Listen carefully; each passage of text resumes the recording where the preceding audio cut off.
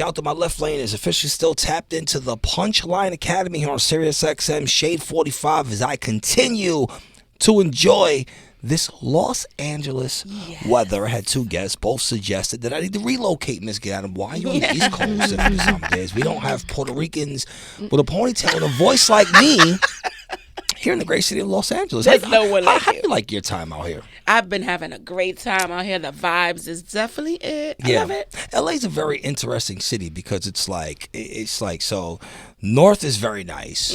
South is nice depending if what type of vibe you want to be in. Like if you want to be a menace to society, that's the vibe to go, right? And then you got, and I guess east is a desert. Yeah.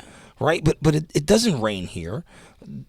There's not a cloud in the sky. I took a video, go to my Instagram at the Inphamus Amadeuz. I took a video on the balcony, and it looked like I had the entire galaxy behind me with the way the sun was positioned. And speaking of things that are shining here on the West Coast, we have a very talented young lady, Yah-Ra. Welcome to the Punchline Academy. What's up? Peace, y'all. Happy to see you again. Peace, y'all. Look at her. She's like, peace, y'all. Peace, y'all. I said a little bit before that you sound like if Erykah Badu had bars. And I can understand why guys in a crowd would crush on you, right? Because when she starts... I appreciate that. I'm going to explain why, because I saw it for the first time yesterday. We had the Punchline Academy Live. Shout out to Payday and Yah-Ra who put the play together. And she's like, yeah, I'm a rap with bars. And then she starts talking and guys are quiet. And I could see why. I'm like, oh, you motherfuckers are getting horny listening to her. Like, so you they don't know what to do. They don't know what to listen or watch. So so do you deal with that all the time? Like, you have to deal with that. Well, I feel like now I'm at this point in my career, people it still has that shock factor because I don't necessarily rap how I look, so to speak. Yeah. So I like that's on my side. But I know eventually, once I'm fully discovered, you know, maybe people will be used to it. Yeah. But yeah, they like my bars. They listen to me, but some of them do get a crush. Yeah. So 'cause we have all types of weird obsessions. Like I was telling Miss Gaddam, she needs to get a bag on Feet Finder. There's this whole thing, Feet Finder, where people pay for feet. So do you get motherfuckers sending dick pics off the voice? Are they listening to the song and they like, yeah, I love this? And no, so I was in the studio with the guy before, and it was his session, so I was kind of not saying that much. But then I saw the engineer doing something wrong. So I tapped him and I was like, he's moving something he shouldn't move. And the guy was just staring at me.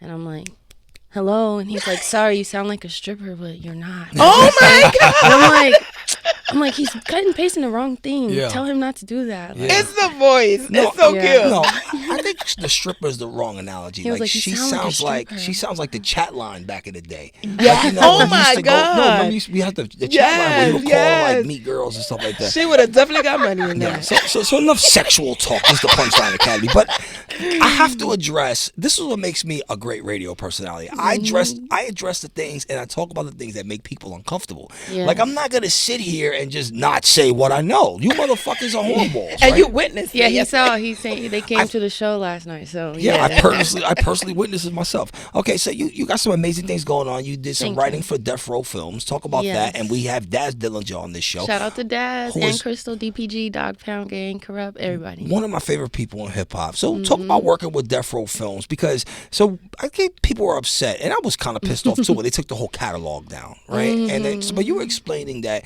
it was like a smart strategic move for Snoop to control and get the licensing himself. Yes. So as far as the catalog, I'm a part of Death Row Pictures, which is Snoop's another part of Death Row, which does the films. So we did a lot of the sync music. Last summer, we went to the Death Row compound, which was super fire, just seeing everybody like Snoop and Jane Hancock and stuff.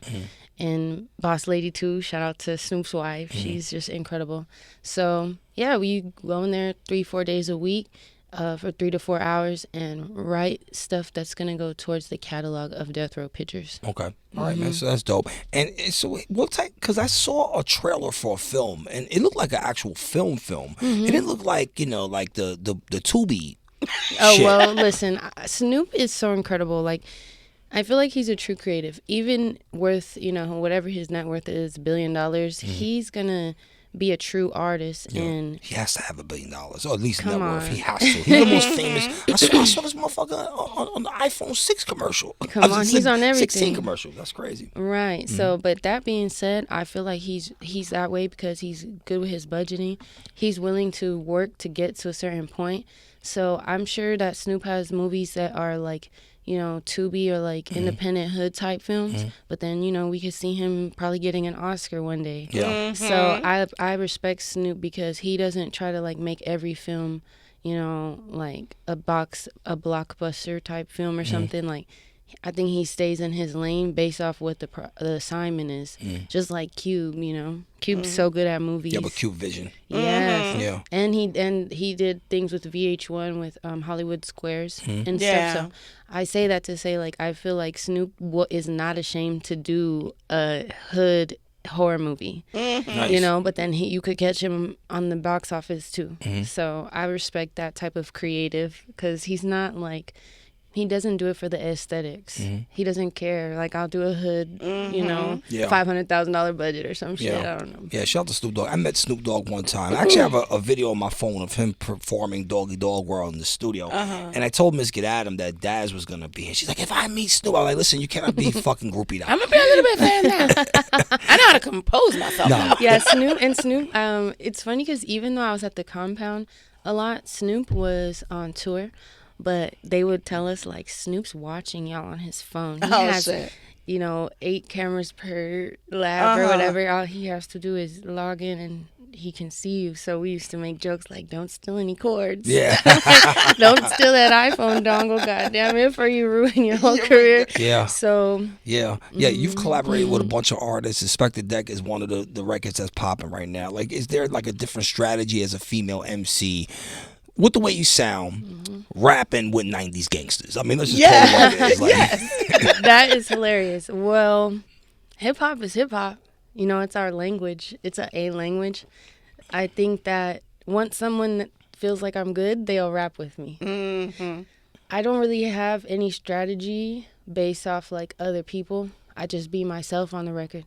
So I can have songs with gangsters, but I'm not on there gangbanging. Yeah. You know, I make music. So, they just, if someone likes me and they want to work, if they're a legend, then I'm very good with collaborations in a sense of matching what's best for the record, not getting my shit off all the time. Like, I don't do collabs for my ego. That's what my album's for if I wanted to be that way, which I don't, but I'm just saying, like, what's the point of a collab if I'm not going to step into their world? yeah. With True Blades, I wanted a beat made for him. Okay. Because nothing I had would work, but I didn't want a knockoff Wu-Tang sound. Okay. And so I wanted it modern, but I wanted it to sound like if he right now was, you know, in our generation. Got it. El Prez, shout out to him. He got a bunch of beats for me. And then DJ Fu, who made some of Schoolboy Q's Blue Lips. Okay. He made that beat for Deck, and I selected that one. And Deck, I sent Deck 2, and then he picked that one of the 2. So I kind of pre-curated the sound out of all the beat submissions. So shout out to DJ Fu and Schoolboy Q, you know, TDE. So, and then when you think about it, wouldn't Wu-Tang and TDE sound great on a song? Oh, yeah, crazy, yeah. So I feel like a lot of people always say I sound like Wu-Tang, I sound like Griselda, I sound like TDE. Anything in that world, I feel like I'm very comfortable in. So you merged it. You're in your zone. Yeah, well, you know what time it is, man. The Punchline Academy Freestyle is about to happen here on SiriusXM Shade 45. If you in motherfucking LA, you have a 5-lane highway, which means there's no reason why you should be disrespecting the Inphamus Amadeuz, Yah-Ra, and the Punchline Academy by driving in the bum-ass fucking right lane. Hell no. You know I'm from New York, but I'm actually 10 toes down Miss Get Adam in Los Angeles. So when I drive, I'm in the fucking left lane. I know Yah-Ra's in the fucking left lane. John is in the left lane. And Miss Get Adam is definitely in the left lane. The Punchline Academy Freestyle is about to happen right now. John, drop that beat, baby. Let's do it. Yeah. Shout out to John on the boards. Shade 45. Punchline. I box hockey, no runaway train nigga or bitch could stop me. Tyson or Rocky, lots of winning made my team cocky. I was raised by juggernauts in the jungle, no devil shock value or mumble. So I had to hustle. When I die, I'm going out flying high like I'm Kobe. You don't gotta like or know me, but you will respect her. Nigga, spread her, fuck the game and then leave. I made hip-hop my squeeze. Took a chance, got the juice now, bitch. You bishops and rooks to queens. Sword deadly, face should be on magazines. My hitter dumped the whole magazine. I'm a master, how I master consonants and vowels. Bad bitch with a king like I'm Lisa McDowell. You watching Power while I'm taking it. Fraud niggas, they easily get devoured. This is 10,000 plus hours. This is not based on no theory. I'ma rap till one half feel me and the other half fear me, and the rest cannot get near me. House is so far in the hills, lots of blood gets spilled. That's how they make a killing. Blood curdling screams, well they act like they don't hear them. The power devours men, women, and children. Nobody is safe from the beast that roam. Anyone can get it, so I let him have it. Give it to him with a vengeance. My hitman, he's polite and the nicest. I'm at the top of the totem, while these bitches on my scrotum. I don't wanna get to know them.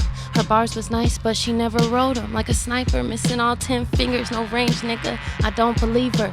Make my competition tremble, give them crisis existential. Make baby shine like an emerald. I'm the brick that the corner store refused, but I improved the design. Got success on my brain. I'm consuming the mind. Yeah.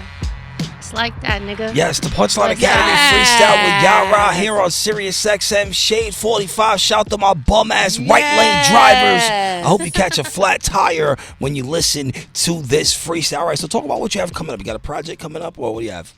What do I have coming up? Yes, so I have a EP coming out called Unus Mundus EP. Okay. The only feature is Inspect the Deck. Okay. So since my last project called Love Wins EP, okay, which get a vinyl, okay, you won't regret it. But that project was based off love, and it was very heavily features, and I don't really do that. So now we just getting back to the program, which is like bars, you know, bars, minimal features. And I really wanted to have my Illmatic. Okay. Before that I started. feel, that, yeah. Yeah, but especially before I started making more commercial sounds, I feel like my catalog, it's bars, but I want that. I want that undeniable, like. That knock. Yeah, that way if I make a party record next, my fans will always have that like masterpiece, like, you know, that Miseducation, that Illmatic, like I kind of want to do that. So yeah, only features Inspect the Deck. So all the rest is me barring up. Yeah. And you know these fellas are listening. That's right. I hope so, man. Last night's show was incredible too. Yes. Thank you again. Yes, man. And a special thank you to Prez and Yah-Ra for hooking up the Punchline Academy. You had an amazing night. Thank you. If they want to follow you on social media, how to get in contact with you? You can follow me on all platforms, musical, YAH-RA. Don't forget the dash, nigga. Ooh. As far as music, yahmusic.bandcamp.com.